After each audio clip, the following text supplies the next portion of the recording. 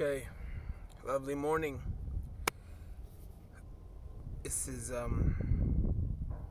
Morning Bear, and I just wanted to talk to you today about a man that I don't think gets enough respect at all, by far, in the scientific, the um, sorry, in the inventors community, in the innovators community. I mean, in in every day of our life. You might know about him. You might have heard about him. Hopefully, you have. But I was introduced to him about, I want to say, 7, 8 years ago, and I didn't know who he was until a friend of mine, Scott, told me about him. And it was cool. I seen things about him, but never really paid much attention. I guess I was blind to him that day, or that moment. But the man I'm talking about is Nikola Tesla. And if you don't know who that is, I'm about to tell you who he is right now. Nikola Tesla is a great, great, great man of people. He's originally from, I believe, Bulgaria or Poland, a small town in Poland, and he left his hometown when he was young and came to America. I want to say with like 4 cents in his pocket, and just knew that he had a dream, that he had this vision that he couldn't describe what it was, but he knew he needed to get it to people. And what I love mostly about Nikola Tesla is I identify with him a lot because, first off, he's an oddball. He doesn't play to the norm of society in that day. You know, everybody's buckled down and straight laced and conformative ideas. And he's nothing like that. He tells people of his visions. He tells people of things that he sees in his head and the way he sees them. And I've always identified with that because I've always been an oddball myself. I've always been one who always thought differently, even though I heard the same sentence as everybody else. Even though I heard what other people heard in the same sentence, I always came to a different conclusion, like no matter what it was.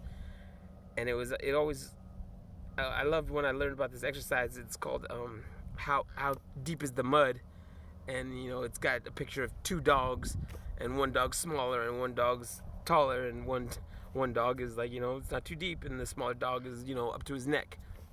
And I always thought that was beautiful. Like, it doesn't matter, even if it's the same situation, it's always going to be different for somebody in one way or another.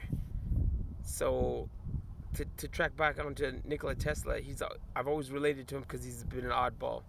And then I recently rediscovered that about my dyslexia. I've always knew I was dyslexic, but I never really known what it meant. And then a friend helped me look more into it. And then so when I did, it was kind of like it was a whole splash in the face. Like, this is why I'm the way I am so many times. This is why I think different. This is why I'm so different. Like, I don't come to the same path that everybody else comes to.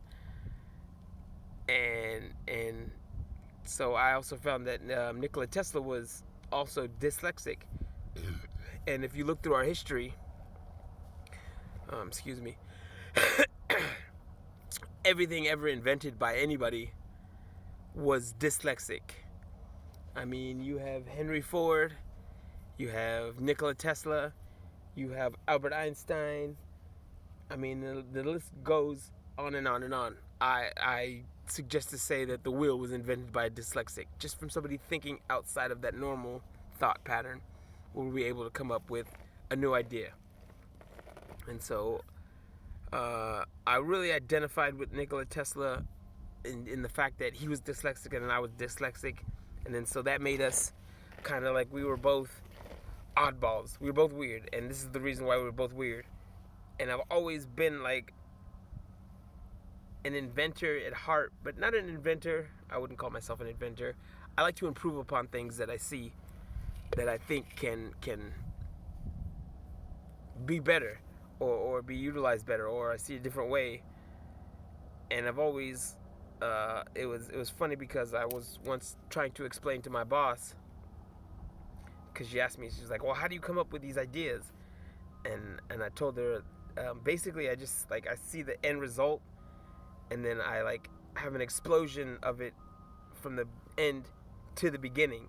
So if I'm working at the end, I see all the kinks that we'll run into, I guess, upon running the straight forward. So it's hard to describe, but that's how I see it. Like I explode things in an explosion format, so I'm able to pick apart things differently, and I see, I could take that out and switch it up and be like, oh no, that doesn't work, and then play it back in my head. And I've always kind of thought like everybody thought like that, and then so I just never said anything. Like I just shut up. Like, okay, somebody's gonna come to this idea. And it wasn't until that I was really I was actually just getting tired of everybody getting credit for ideas that I had thought of that I've never said. So I held really into my dyslexia, but I really identified with Nikola Tesla. Some of his inventions, he didn't get most of the paid dues he was supposed to get. He died a very poor man. He died alone, and he died, with nothing to his in major debt. And I just feel like he doesn't get enough credit because his inventions not only propelled us into the future, but we've gained a lot off of his knowledge while still ridiculing him and still brushing him aside, not giving him the accolades that he deserves, not getting him the achievements and the recognition that he's entitled to for his great ideas and his great ways of thinking, and he thought about things that people didn't even think about. I mean, we have the radio, we have Bluetooth technology, we have wireless energy, not to mention AC versus DC. A lot of people credit Edison for his great innovations in history, and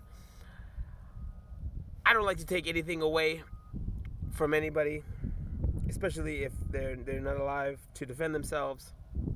But I will say that a lot of Edison's things that are attributed to him, he didn't attribute much to but financing. So I mean, I'm not gonna discredit it from making the light bulb, because he did make it. Without him, we wouldn't have the light bulb. But to say that he did it single-handedly, I think is a farce and a misrepresentation of history. And this is mainly the one reasons I like to make this video, is because our history isn't the way that we were taught. And it's for me, it gets really upsetting, because you think when you were taught this history, you were a kid. And so it's not necessarily adults lying to children. It's adults repeating something that they don't know is true or not. And so I think as adults now that we're adults, we can't blame what happened to them, but we can't control what happens to us and what we pass down. And so this is where we need to take responsibility and be able to respond appropriately. And so this is why we need to we don't have to change the textbooks, but we need to update them for sure, and put in some people that needed to be credited that didn't get their accreditation, and not discredit people, but show show their facts in entirety. Show the bad things Edison did. Edison wasn't a great man. Edison killed a lot of animals to disprove the fact that AC current, alternate current, was potentially better than DC current. So Edison used, a lot of accreditation. The one thing Edison did invent was he did invent the electric chair. So that is one of his inventions, through direct current. He found out a way to use it, or a way to make his own profit off other people's misery. Again, not disclaiming any great things that Edison did, but I'm just adding two things that he also has done. And if we look at people, we should have all the information that we look at people when we hold them in high respects. Let us know everything about them.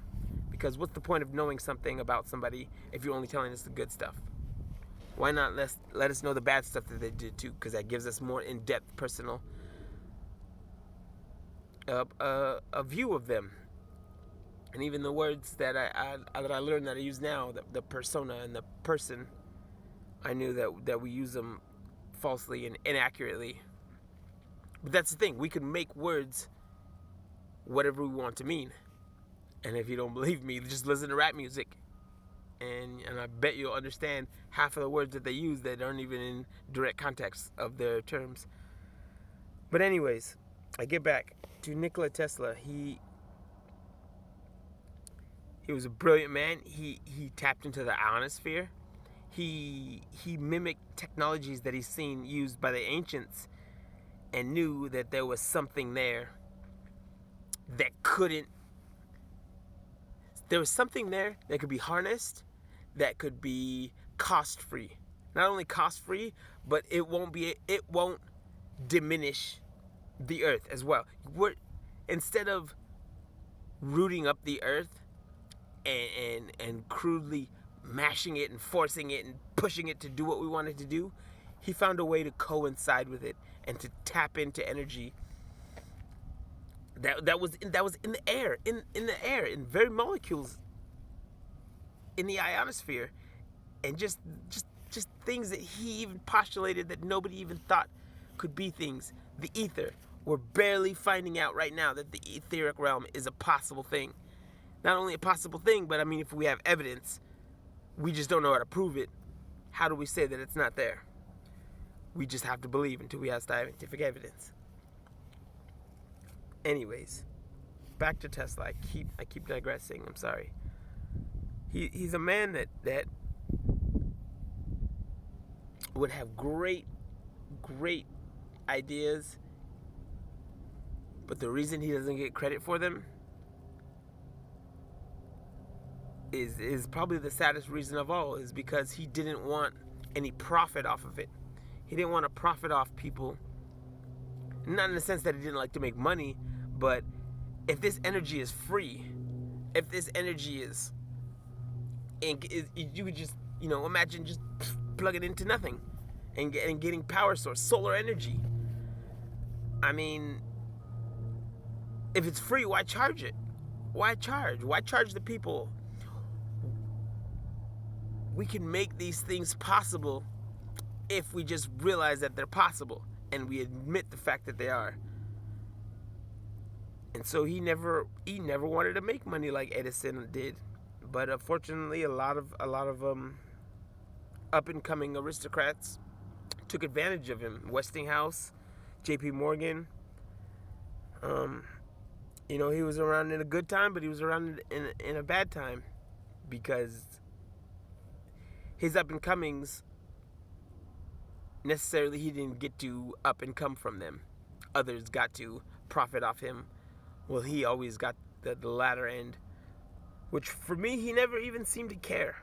For me, he never even seemed to let it bother him. Just the fact that people were acknowledging that this thing was real. He used to have parties where he would flow off. You'd see the Tesla coils, now named after him, of course, just emitting pulses and radar and plasma arcs, and he would be able to connect a line of people to where one person was touching the arc, and then the last person, after all these people were interconnected, joining hands or whatever, would light up a light bulb. So he was showing that electricity can pass through humans without harming them at all. So electricity isn't dangerous.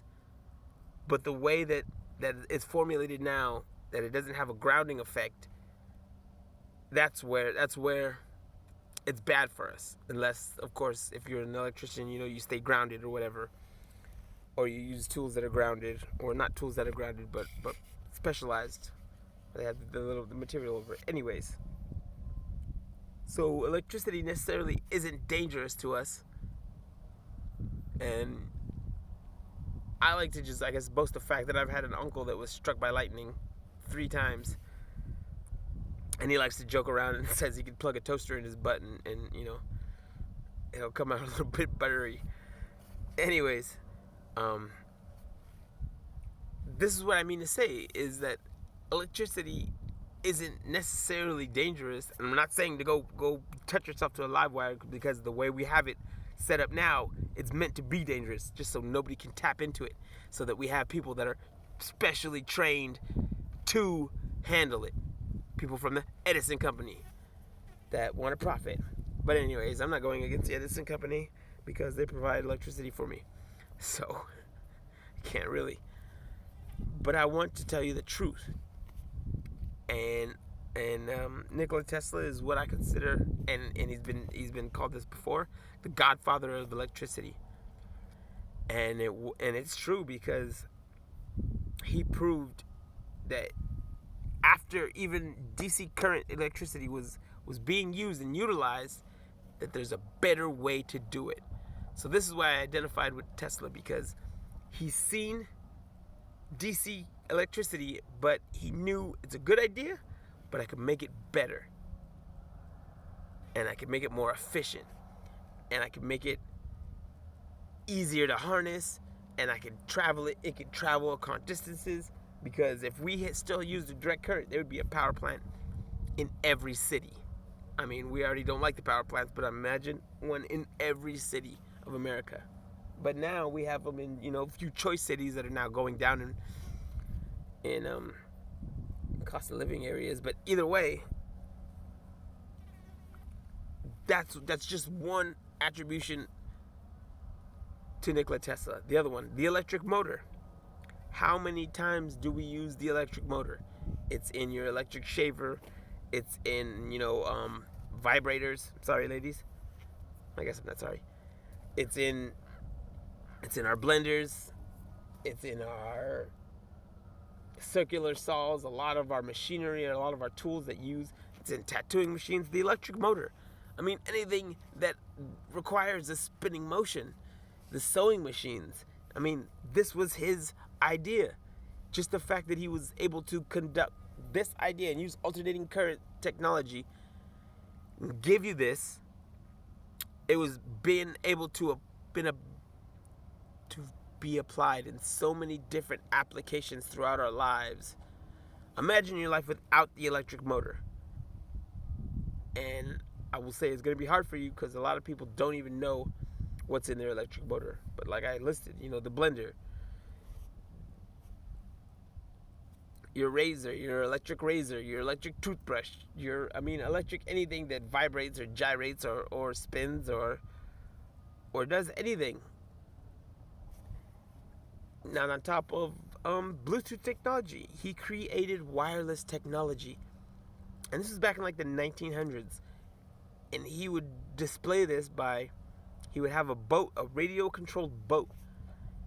And it went so far as people thought he had a little monkey in the boat that was controlling it, that would direct. Like, the monkey knew which way to go if he pressed these controls. So him and the monkey had an act, I guess, if there was to be just a smart monkey. But I mean, this type of radio technology communicating through the airwaves, this was Nikola Tesla's fundamental ideas. He thought of these things. He is the one that gave us these principles that we were able to fundamentally build off of. So, and the fact that a lot of people don't even know his name is just, I get so upset sometimes, because we love these things that he gave us, but we don't even know who gave them to us. We want to thank Steve Jobs, and I accredit Steve Jobs for his great inventions, but Steve Jobs is just another builder off of Tesla. And it's just like, there's this ladder of inventors, but Tesla seems to not be on a rung. It's just like you have Copernicus, Newton, Benjamin Franklin, Aristotle. I know I'm not going in the correct order chronologically. Then you have, the Wright brothers, and then Ford, and then Edison, and then you skip right past Tesla, and you go to Steve Jobs and Bill Gates, and you go to these other inventors, and it's just like Nikola Tesla just totally gets skipped over, and it's just like, that's not fair. And it's not fair. And I didn't plan for this video to be so long, but it's time that Nikola Tesla's name came out of the shadows and got his due respect. And if we learn about it, we learn what we did to him was pretty shady after his death, during his life. And it's just, we shrugged him off and was just like, yeah, whatever you're saying is crazy, but give us all this greatness, give us this magic. This guy's a nut. And he was swindled out of money, out of the cost, and all he wanted to do was make humanity's life better. But it goes to show that the nice guys finish last. And you know what the thing is? I don't even think he minded that he finished last. But it bothers me that he doesn't get his due credit. Because I see, again, myself in that way, and I don't mind necessarily the getting, this guy's weird, he's just, his cheese slid off his cracker. And then I'd be like, I don't eat cheese, dickhead, I'm vegan. Anyways,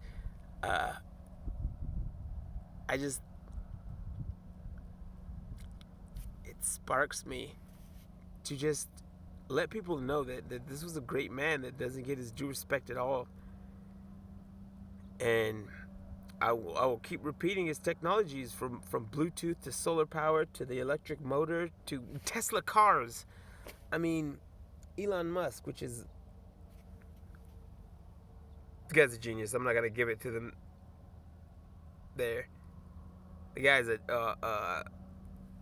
he's a double-edged genius. And I heard some comments that were negative, but I see his reason of thought for it, because again, he's more of a profiter. He's not really wanting to improve the world with his wealth, but more along, he wants to get wealthy, and improving the world happens to be a side effect. And maybe he's not wrong, because obviously he's making millions of dollars. But he makes a comment in where Nikola Tesla was able to compare Nikola Tesla and Edison, and not.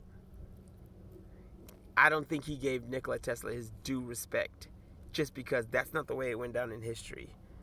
And if you really look at it, from my standpoint, Nikola Tesla was completely ripped off. He was blackballed. He was hard-lined, and he was taken advantage of. And I'm not arguing this to state that Nikola Tesla was wrong and Edison is bad. I just want people to know. I think this knowledge should be known, because the more we suppress it, the longer it's going to take for us to learn it. And do you really want your kids to learn this without you knowing it first? And so I just want to say thank you to Nikola Tesla, and also that it's just, even though it's late, that he's going to be recognized, and his recognition won't be forgotten, because I'm not the only one speaking about him. And if that's not true, just look at the countless videos that are just dedicated to other people just like me, talking about his great achievements and how he was wronged in history.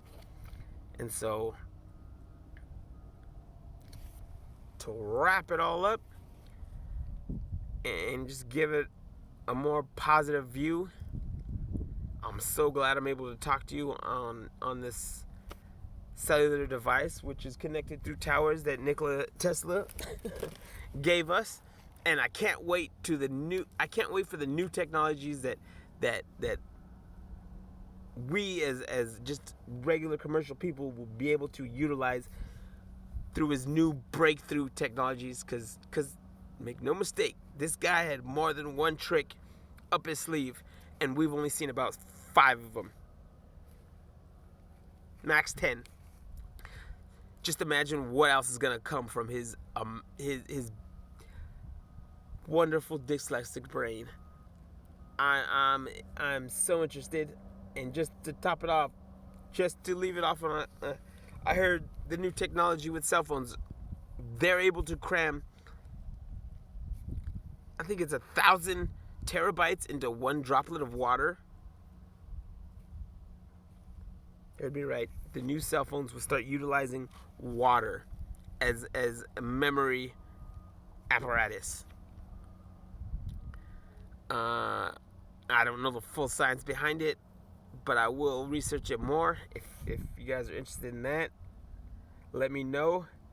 And no one's told you today, you're beautiful. This is Lovely Morning Bear. Thanks for watching. If you were one of my friends that I made watch, thank you.